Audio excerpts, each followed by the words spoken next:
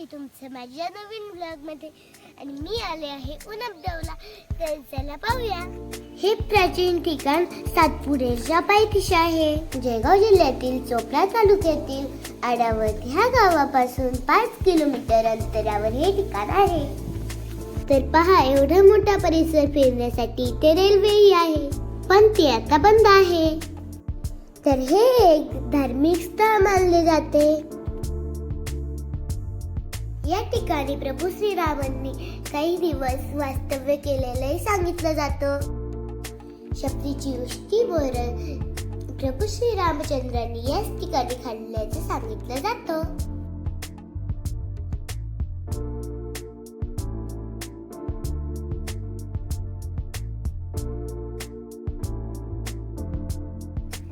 तर चला आता आपण ह्या गेट मधून आत जाऊया. तर इथे आतमध्ये आल्यानंतर एक धर्मशाळा आहे आणि खाली दिसतोय तो आहे गरम पाण्याचा झरा आणि आजूबाजूला मंदिर आहे.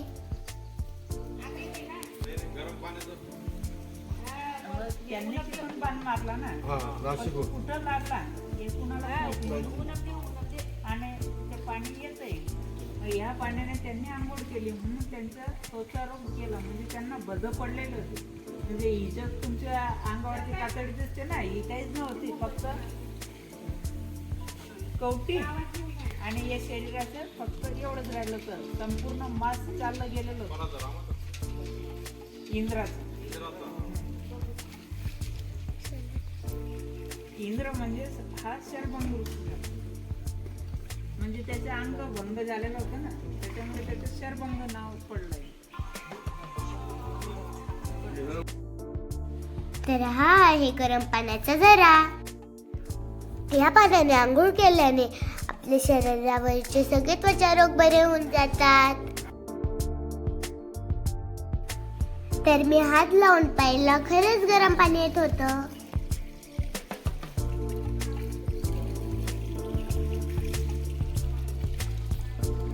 या गोमुखातून 12 महिने गरम पाणी चालू राहतं.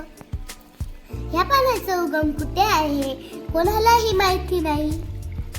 तर बाजूलाच आहे गणेश मंदिर, तिथे आपण दर्शन घेऊया.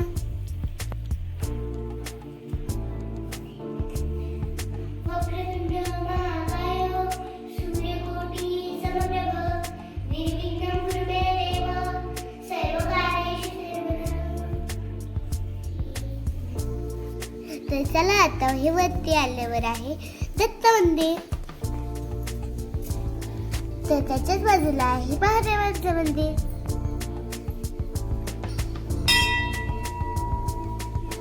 ओम त्र्यंबकं यजामहे सुगंधिं पुष्टिवर्धनं उर्वारुकमिव बन्धनं मृत्योर्मुक्षीयमामृताम्.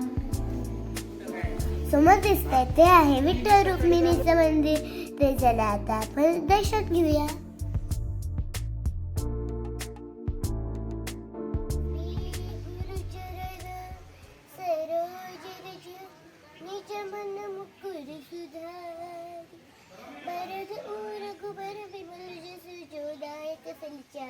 बुद्धिहीन तनुजानिके सुमिरो पवन कुमार.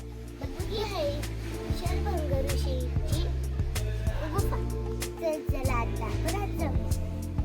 तोपर्यंत माझ्या चॅनलला सबस्क्राईब केलं नसेल तर सबस्क्राईब करा आणि बेल आयकॉनवर क्लिक करा, म्हणजे तुम्हाला सगळ्यात आधी माझे व्हिडिओ पाहायला मिळतील.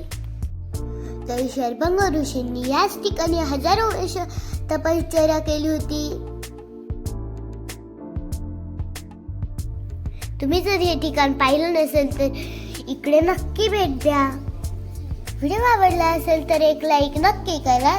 तर भेटूया पुढच्या व्लॉगमध्ये. तोपर्यंत बाय बाय.